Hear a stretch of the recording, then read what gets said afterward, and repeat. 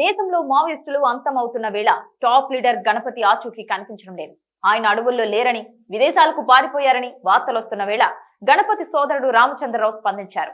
అన్నయ్య లొంగిపో అంటూ కీలక విజ్ఞప్తి చేశారు. ఇప్పటికే చాలా మంది నక్సల్స్ లొంగిపోవడంతో ఉద్యమ ప్రభావం తగ్గిపోయిన నేపథ్యంలో పోలీసులకు లొంగిపోయి జనంలోకి రావాలని కోరారు.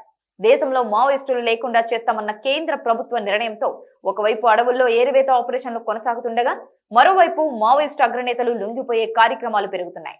ఈ నేపథ్యంలో ఇప్పటికే చాలా మంది నక్సల్స్ నేల కొరిగారు. చాలా మంది పోలీసుల ముందు లొంగిపోయి జనజీవన స్రవంతిలో కలిసిపోయారు. మంగళవారం రోజున కీలక నేతలైన తిప్పిరి తిరుపతి అలియాస్ దేవ్జీ, మల్లా రాజిరెడ్డి అలియాస్ సంగ్రామ్, నరసింహారెడ్డి అలియాస్ గంగన్న, బడే చొక్కారావు అలియాస్ సాగర్లతో పాటు దాదాపు 20 మంది మావోయిస్టులు ఒకేసారి తెలంగాణ డీజీపీ శివధర్ రెడ్డి ముందు లొంగిపోయారు. ఈ నేపథ్యంలోనే మావోయిస్టు అగ్రనేత ముప్పాళ్ల లక్ష్మణరావు అలియాస్ గణపతిపై అందరి దృష్టి పడింది.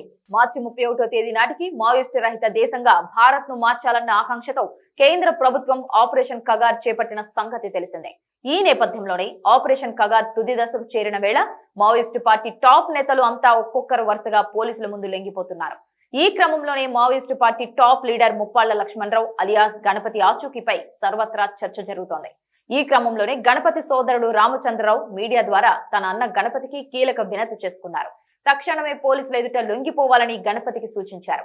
గణపతి జనంలోకి రావడం కోసం తమ కుటుంబ సభ్యులతో పాటు తమ గ్రామం మొత్తం ఎదురు చూస్తోందని రామచంద్రరావు పేర్కొన్నారు. గణపతితో కలిసి మావోయిస్టు పార్టీ ఉద్యమం కోసం పనిచేసిన చాలా మంది నేతలు ఇప్పటికే పోలీసుల ముందు లొంగిపోయారని గుర్తు చేశారు. గణపతిపై దేశంలోని 12 రాష్ట్రాల్లో చాలా కేసులు ఉన్నాయని వెల్లడించారు.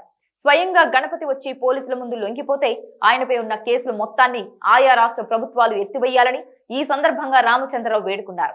2018లో వయసు మీద పడటం, అనారోగ్యం కారణంగా మావోయిస్టు పార్టీ సారథ్యాన్ని గణపతి నంబాల కేశవరావు అలియాస్ బసవరాజుకు అప్పగించారు. ఆ తర్వాత దండకారణ్యానికే పరిమితమైన ఆయన ఛత్తీస్గఢ్ అబూజ్మడ్ అడవుల్లోనే ఉంటూ పార్టీ కార్యకలాపాలు చూసుకునేవారు. 2024 జూలై 13వ తేదీ నుంచి ఆగస్టు 10వ తేదీ వరకు అబూజ్మడ్ అడవుల్లో నిర్వహించిన సమావేశంలో గణపతి పాల్గొన్నట్లు ఎస్ఐబికి ఖచ్చితమైన సమాచారం వచ్చింది. కానీ ఆ తర్వాత నుంచి ఆయన జాడ కనిపించలేదు. అయితే జార్ఖండ్, బీహార్, పశ్చిమ బెంగాల్ మీదుగా గణపతి నేపాల్ కు వెళ్లారని, అక్కడి నుంచి ఫిలిప్పీన్స్ కు వెళ్లి ఉండొచ్చనే అనుమానాలు వ్యక్తమవుతున్నాయి. కానీ భారత్ లోని ఎక్కడో చోట దాక్కునవచ్చనే ప్రచారం జరుగుతోంది.